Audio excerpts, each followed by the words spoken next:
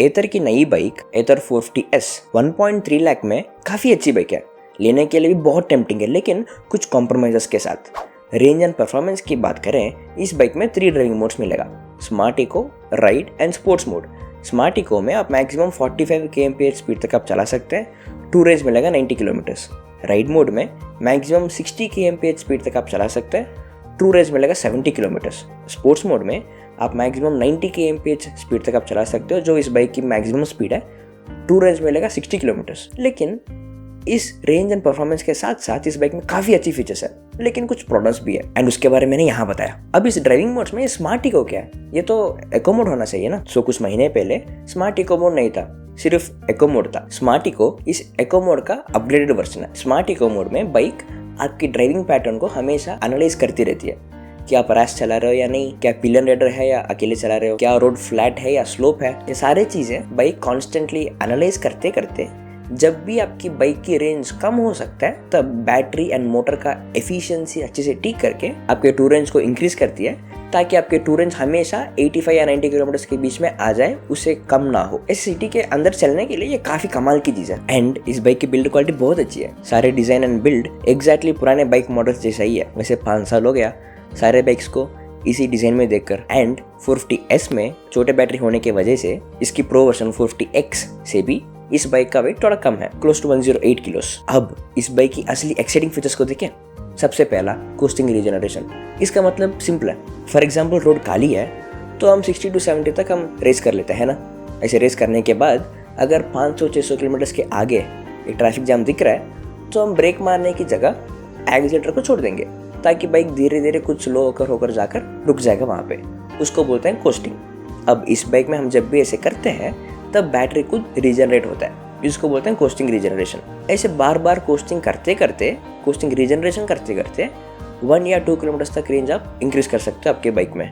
इसके साथ साथ इसमें 2 और रीजनरेशन टाइप्स है। पहला है रीजनरेटिव ब्रेकिंग, एंड इसका मतलब भी सिंपल है, जब भी आप ब्रेक करेंगे तब बाइक खुद रीजनरेट हो जाएगा। सेकंड है मैनुअल रीजनरेशन। इसमें आपको खुद एक्सीलरेटर को स्क्वीज करना पड़ेगा टू द अदर साइड। तीनों रीजनरेशंस कंबाइन करके आपके बाइक में 5 से 6 किलोमीटर तक रेंज आप इंक्रीज कर सकते हो। एग्जैक्टली जैसे हमने इसमें 22 किलोमीटर चलाया था, जबकि मेरे बाइक में रेंज सिर्फ 18 किलोमीटर बची थी। एंड हमने इस वीडियो में 35 किलोमीटर चलाया था, जबकि मेरी बाइक में रेंज सिर्फ 19 किलोमीटर बची थी, यहाँ पे एंड यहाँ पे। सेकंड एक्साइटिंग फीचर है ऑटो होल्ड। इसका मतलब आप जब भी ब्रेक लगाओगे, बाइक जहां खड़ा है वहीं पे रुक जाएगा। चाहे उसके ऊपर 2 लोग बैठे हैं या कोई खींच रहा है, कोई पुश कर रहा है, कोई फर्क नहीं पड़ता, बाइक जहां खड़ा है वहीं पे रुक जाएगा। ये ट्रैफिक में एंड स्लोप वाली रोड में बहुत काम आएगा। इंटरेस्टिंग पार्ट ये है कि एक सॉफ्टवेयर स्विच है, आप इसको जब भी चाहे तब ऑन एंड ऑफ कर सकते हैं सीधा from your dashboard. Third exciting feature is fall safe. इस फीचर को बहुत सोच समझ के किया हुआ है।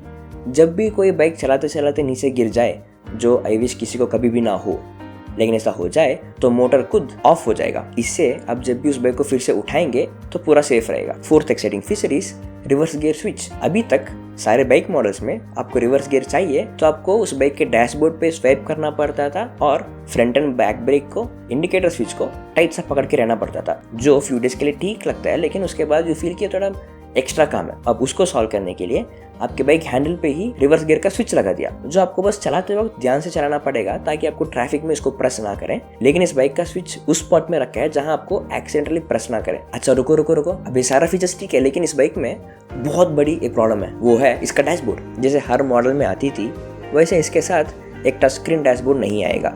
इसमें सिर्फ एक फिक्स्ड LCD स्क्रीन आएगा, जो मुझे बहुत क्लटर्ड सा लग रहा है। एंड इसको चलाने के लिए एक जॉयस्टिक दिया हुआ है, एग्जैक्टली जैसे TVS iQube में दिया है। लेकिन इस बाइक की जॉयस्टिक का क्वालिटी मुझे अच्छा लग रहा है iQube से भी। चलाना भी बहुत ईजी है, up down right and left and select करने के लिए इसको प्रेस करना है। लेकिन इस जॉयस्टिक से ज़्यादा काम नहीं होने वाला, क्योंकि ये सिर्फ आपके बाइक की सेटिंग्स चेंज करने के लिए एंड अगर ब्लूटूथ कनेक्ट हुआ तो कॉल्स अटेंड करने के लिए काम आएगा बस। एंड इस डैशबोर्ड में आप कोई डॉक्यूमेंट सेव नहीं कर सकते हैं, जैसे इसकी प्रो वर्जन एथर 450X में आप कर सकते हैं। इसमें आपके डैशबोर्ड नेविगेशन के लिए भी मैप्स नहीं दिखेगा, लेकिन सिंपल सा एक एरो मार्क वाला नेविगेशन दिखेगा इस कॉर्नर पे। एंड आपको आपके स्मार्टफोन ऐप से इस बाइक डैशबोर्ड के लिए नेविगेशन सेट करना पड़ेगा। And problem is, for this navigation आपको एक सब्सक्रिप्शन प्लान लेना पड़ेगा 1000 रुपीज पर ईयर। ऐसे 1000 रुपीज पर ईयर का सब्सक्रिप्शन लेने के बाद भी ऐसे सिंपल वाला मैप के बगैर वाला नेविगेशन की जगह आप एक स्मार्टफोन स्टैंड लेकर उसी में आप अपना मैप्स लगा सकते हो। एंड इसकी डैशबोर्ड डिस्प्ले तो 7 इंच ही है, लेकिन ये ब्लैक बेजल्स की वजह से थोड़ा बड़ा डिस्प्ले जैसे लगता है। एंड बाइक डिस्प्ले इस प्रोटेक्शन लेयर के अंदर रहता है एंड इस लेयर की क्वालिटी पे थोड़ा डाउट आ रहा है मुझे, क्योंकि ऑलरेडी बहुत लाइन्स पड़ चुका है। इतने कम टाइम में इतना स्क्रैचेस हो गया तो 2-3 साल यूज करने के लिए बहुत ख्याल से रहना पड़ेगा। सनलाइट रीडेबिलिटी भी काफी अच्छी है। वैसे यूजुअली LCD स्क्रीन डिस्प्ले में उतना ब्राइट नहीं होगा, लेकिन इसमें एक नया डिस्प्ले यूज किया गया है, उसको कंपनी कहती है डीप व्यू डिस्प्ले, जो बेसिकली सेम इंफॉर्मेशन को ज्यादा क्लियर एंड ज्यादा ब्राइटर दिखाता है। एंड इस बाइक डैशबोर्ड में ऑटो ब्राइटनेस ही है, आप खुद इस डैशबोर्ड का ब्राइटनेस कम या ज्यादा कर नहीं सकते। एंड इस बाइक का डैशबोर्ड यूआई भी चेंज हो गया है। इसके बीच में स्पीडोमीटर, उसके नीचे व्हाइट स्ट्रिप में charge left and left side में इस बाइक का सेटिंग्स है जिनको आप इस डैशबोर्ड से कंट्रोल कर सकते हैं। राइट साइड में इस बाइक का driving modes and right top में आएगा नेविगेशन। एंड इस बाइक का सारा नोटिफिकेशन यहाँ ऊपर दिखेगा। इस बार सारा नोटिफिकेशन थोड़ा ब्राइट कलर में है, पहले मॉडल से भी थोड़ा ज्यादा अच्छे से दिख रहा है। इंटरफेस ठीक है, लेकिन थोड़ा बेटर कर सकते थे बिकॉज इसमें इतने सारे इन्फॉर्मेशन एक ही स्क्रीन में थोड़ा क्लटर्ड सा लग रहा है। एंड इस बाइक के हैंडल पे थोड़ा माइनर इंप्रूवमेंट्स है। एवरी स्विच का साइज थोड़ा इंक्रीज किया एंड एवरी स्विच पे जहाँ हम ज्यादातर प्रेस करते हैं वहाँ उस स्विच का ग्रिप बढ़ाने के लिए रफ टेक्सचर भी रखा है। एंड एवरी स्विच का साइज भी इंक्रीज किया है। चेंजेस तो माइनर ही है, लेकिन ये एवरीडे यूज करने के लिए बहुत काम वाली चीज है। आपके बाइक हैंडल के लेफ्ट साइड में आएगा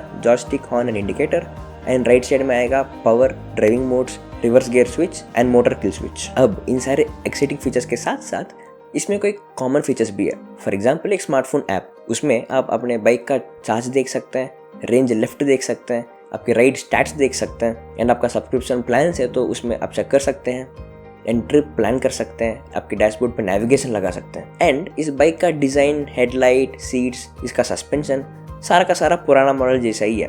पुराने बाइक में तो राइड कंफर्ट बहुत अच्छा था, seat comfort and cushioning was extremely good. वैसे इस डिज़ाइन का 5 साल हो चुका है, same design and same look. At least by next year थोड़ा एक रिफ्रेशिंग सा एक लुक हम एक्सपेक्ट कर सकते हैं।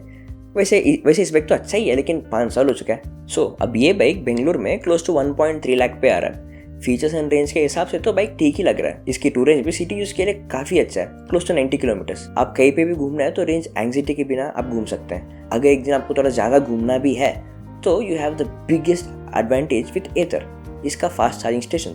आप सिटी के अंदर जहाँ चाहे वहाँ रेंज एंग्जाइटी के बिना आप चला सकते हो। ठीक है, अब ये सारा ठीक है, लेकिन मुझे एक क्यूरियस सवाल है कि अब सारे मॉडल्स पे ये सब्सक्रिप्शन प्लान है 1000 रुपीज पर ईयर, लेकिन ये सब्सक्रिप्शन प्लान लेने पे आपको 2 चीजें मिलेगा। एक है आपके बाइक डैशबोर्ड पे you can save documents, second है आपके बाइक डैशबोर्ड पे आप नेविगेशन लगा सकते हो विद मैप। लेकिन विद दिस मॉडल आप कोई डॉक्यूमेंट सेव नहीं कर सकते हैं एंड आपको नेविगेशन भी इस मैप के बगैर सिर्फ एक कॉर्नर में सिंपल एरो मार्क मिलेगा। तो क्या सिर्फ इस बाइक के लिए ही कोई नया सब्सक्रिप्शन प्लान निकलेगा एंड क्या इस बाइक लेने लायक है या नहीं? आई थिंक ये सारे सवाल का जवाब एक टेस्ट राइड में पता चल जाएगा। अपडेट्स नहीं मिस करना है तो नीचे वाला लाल बटन को प्रेस कर लेना।